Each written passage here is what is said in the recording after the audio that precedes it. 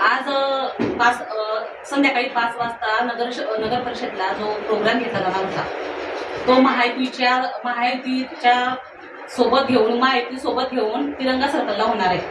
तर गावातल्या सगळ्या मायबाप जनतेला असा विनंती आहे की सगळ्यांनी संध्याकाळी 5 वाजता तिथं हजर राहून ज्या महिलांनी तिथं स्टॉल लावलेले आहे त्यांच्या स्टॉलला भेट देऊन त्यांची जास्तीत जास्त प्रमाणात पैशांची कमाई कशी होईल, त्यांचं स्टॉलवरचं सामान कसं विकलं जाईल या संदर्भात सर्वांनी तिथे येऊन सगळ्या आपल्या महिलांना प्रोत्साहन करायचं आहे। जय महाराष्ट्र। महिला दिनानिमित्त आम्ही जे स्टॉल लावण्याचा कार्यक्रम केलेला आहे तो नगरपालिकेत न करता आम्ही तिरंगा सर्कलवर करायचं ठरवलं आहे। याचं कारण असं आहे की आमचे जे पालकमंत्री नामदार गुलाबराव पाटील त्यांचं पत्रिकेत नाव नाही आहे। रक्षाताई खडसे, संजूभाऊ सावकारे, रजनीताई सावकारे, चंदूभाऊ पाटील हे जे प्रोटोकॉल प्रमाणे पत्रिकेत कोणतंही नाव नाही आहे। त्याच्यामुळे आम्ही सर्व नगरसेविका 14 नगरसेविका वारणगावच्या सर्वांनी ह्या कार्यक्रमावर बहिष्कार टाकलेला आहे। आणि या ठिकाणी जे आमचे नगराध्यक्ष म्हणतात की आमचे नगराध्यक्ष साहेब गिरीश भाऊंना दैवत मानतात, त्यांचं सुद्धा या पत्रिकेमध्ये नाव नाही। म्हणजे हा खूप मोठा यांनी घोळ केलेला आहे आजच्या कार्यक्रमाचा। तर आमचा निषेध जरी म्हटलं तरी चालेल या कार्यक्रमाला। त्याच्याकरता आम्ही हा कार्यक्रम बस स्टँडवरती घेतोय। आमची युती आहे तर आम्ही युतीतर्फे आमचा कार्यक्रम बस स्टँडवरती घेतोय। नमस्कार, मी सुरेखा नितीनराव देशमुख, शिवसेनेची कार्यकर्ता आणि त्यानंतर श्रीविद्या बहुउद्देशीय संस्थेची सचिव। आम्ही 8 मार्चला महिला दिनानिमित्त नगरपालिकेत गेलो होतो। तिथे महिला दिनाचा एक छोटासा प्रोग्राम झाला। नगरपालिकेत आम्हाला बोलवलं, स्वागत समारंभ झाले। त्यानंतर माझा जो प्रोग्राम असतो आम्ही बचत गटामार्फत या घरगुती महिलांबाबत खूप सारे खाद्यपदार्थाचे विणकाम भरतकामाचे स्टॉल लावत असतो आणि त्याचं प्रदर्शन असते, विक्री सुद्धा असते। ह्या बायांच्या महिलांच्या सर्व गुणांना तिथे वाव मिळतो, अर्थार्जन पण होते, भरपूर पैसा पण मिळतो आणि हा प्रोग्राम खूप चांगल्या पद्धतीने आम्ही दरवर्षी मकरनगरमध्ये पार पाडत असतो। त्यासाठी माझ्या कॉलनीतल्या सगळ्या माता भगिनी आणि गावातले त्यासाठी सहकार्य करतात। पुरुष वर्गाचाही हात असतो त्यामागे। पण ह्या वर्षी माझी अशी इच्छा होती की आपल्या नगरपालिकेमध्ये सर्वात जास्त नगरसेविका महिला आहेत। जर आपण हा प्रोग्राम नगरपालिके थ्रू घेतला तर त्या प्रोग्राममध्ये सर्वजण हजर राहतील आणि हा प्रोग्राम स्टेप बाय स्टेप वर जाईल। त्यानंतर आपला जो एक कन्सेप्ट असतो की महिलांना उद्योग मिळावा, कुठल्याही शासकीय अनुदानाची याची वाट न पाहता घरातून उद्योग तयार करायचा, जे प्रोडक्ट आपले बनतील ते आपण बाहेर पाठवायचे। जसे आपले कलेक्टर साहेब आहेत, घुगे साहेब, त्यांनी महिलांसाठी चांगले चांगले प्रोजेक्ट राबवलेले आहेत। पुरणपोळी आपली विदेशात गेली, भरीत सुद्धा गेलं, कुरडई, पापडी, बिपडी हे सुद्धा बाहेर गेले। जर जळगाव खानदेशमधल्या दुसऱ्या महिला जातात तर वरणगाव मधल्या का नाही? तर ही माझ्या डोक्यात कन्सेप्ट होती। म्हणून हा प्रोग्राम जो आहे तर मी आपल्या सुनील भाऊंना सांगितलं की दादा माझा असा विचार आहे, आपण असं प्लॅनिंगनी हा प्रोग्राम घेऊन नगरपालिकेचं सहकार्य पण लागेल आणि महिला जमा करायचं काम माझं, स्टॉलसाठी महिला आणणं ही सगळी माझी जिम्मेदारी।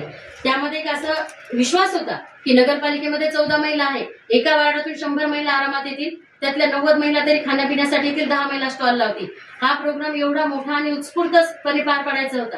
तर मेन सुनील भाऊनी एक असं केलं, सॉरी मी बोलते भाऊ तुमच्याबद्दल, पण तुम्ही सांगितलं होतं की मी मीटिंग घेतो। मी पण तुम्हाला बोलली की सर्व नगरसेवक आणि नगरसेवकांची मीटिंग घ्या, त्यामध्ये आम्हाला बोलवा।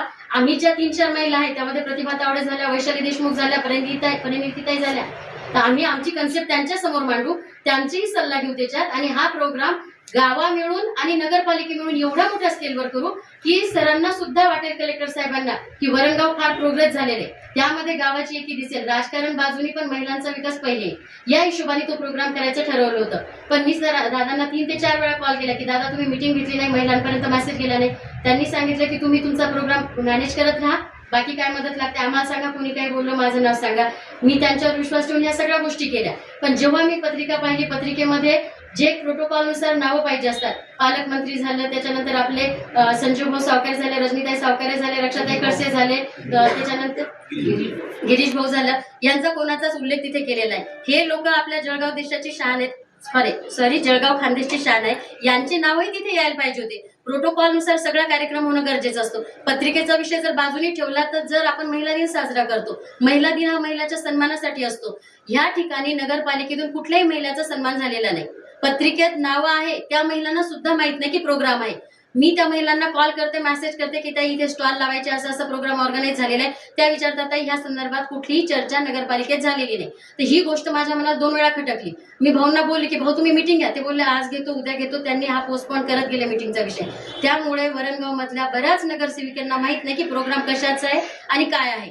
त्यामुळं कोणालाच माहिती नाही. हा, तर भरपूर महिलांना माहित नाही. जेव्हा कॉल केला तेव्हा माहित पडतं की हा प्रोग्राम. मग जर महिलांचाच सन्मान करायचा आहे आणि त्यांनाच आपल्याला पुढे न्यायचंय तर मग हे भाऊचं चुकलं इथे की त्यांनी ही मीटिंग घेऊन सगळ्यांना आधी सांगायला पाहिजे होतं की असा असा प्रोग्राम आपण ऑर्गनाईज करतो इथे आणि सगळ्यांच्या सहमतीने हा प्रोग्राम अजून जोरात झाला असता. म्हणजे जे एक प्रदर्शन होणार होतं, विक्री होणार होती, तीही कमी प्रमाणात नाही जास्त प्रमाणात झाली असती. आणि मी त्यांना याच्यासाठी फोर्स केला होता की प्रत्येक प्रोग्राम मध्ये महिलाचे जे असतात, जळगाव असो, भुसावळ असो, अमळनेर, जामनेर, प्रत्येक महिलांच्या स्टॉलच्या प्रोग्रामसाठी मी हजर राहते. ते याच्यासाठी की तिथून जे माहिती मिळेल ती आणायची आणि आपल्या गावातल्या महिलांना माझ्या लेवलवर मी पुरवतेच.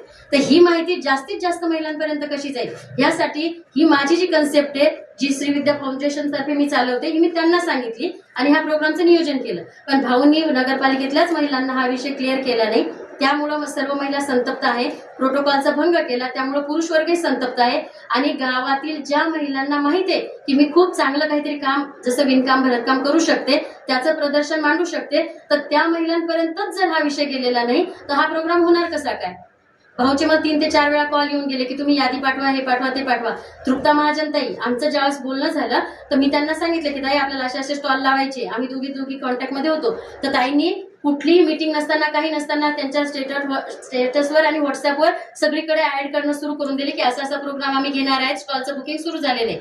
मग जर त्यांना काही माहित नसतानाही त्यांनी महिलांसाठी म्हणून सपोर्ट केला, बाकीच्या महिलांनी सपोर्ट केला. पण मग जर नगरपालिकेतूनच हा विषय जर दुसरीकडे जात नाही तर इथेच महिलांचा अपमान होतो असं मला म्हणायचंय. आणि हा जो प्रोग्राम आहे, सगळ्या स्टॉलवाल्यांना माझी विनंती आहे, माझा कॉन्टॅक्ट नंबर सगळ्यांकडे मी दिलेलाच आहे. तर हा प्रोग्राम आपला जसा आहे तसा, फक्त स्थळ आपण चेंज केलं. तिरंगा सर्कल जवळ संध्याकाळी प्रोग्राम आहे. 5 वाजता जो ठरलेला टाइम आहे त्याच टाइमवर, फक्त जागा चेंज केली आहे आपण. आणि स्टॉल सगळे तसेच लागणार आहे. ज्यांनी नंबरवारी स्टॉल बुक केले तसेच राहतील. सर्व महिलांनी आणि पुरुषांनी सुद्धा तिथे खाद्यपदार्थाचा आनंद घ्यायचा. जरी प्रोग्राम हा महिला दिनाचा असला तरी जर पुरुष वर्गही तिथे आले तर त्यांनाही माहित पडेल की स्त्रियांच्या कलागुणांना वाव मिळेल. आणि दुसरी गोष्ट की ज्या पुरुषांना असं वाटतं की आपली बायको बाहेर नाही गेली पाहिजे, काम नाही केलं पाहिजे, तर त्यांनाही वाटेल की आपणच मागे आहे, बाकी सर्व महिला समोर जात आहे. तर याचा हेवा वाटून प्रत्येक गृहिणींना हा चान्स मिळेल की पुढच्या वर्षी हा प्रोग्राम अजून मोठा साजरा होईल. एवढं बोलून मी 2 शब्द संपवते. जय हिंद, जय महाराष्ट्र. निशा नितीनवाडी, नगरसेविका, प्रभाग क्रमांक 1 मधून.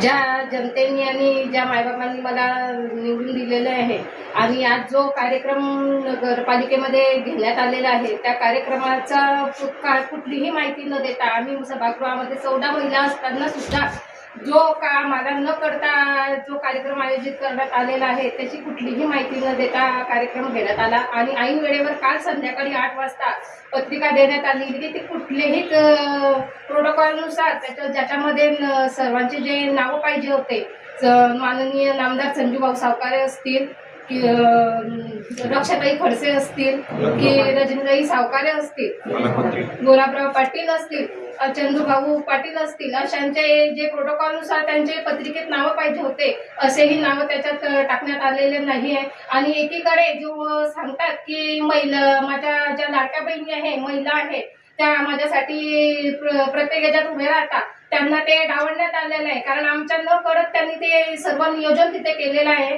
कुठल्याच महिलांना माहिती नाही, काही नाही. जो आज नगरपालिकेत कार्यक्रम घेण्यात आलेला आहे संध्याकाळी, तो कार्यक्रम पोस्टपोन करून तिरंगा सर्कलवर घेण्यात आलेला आहे. जी शिवसेना, महासेना युती आणि बीजेपी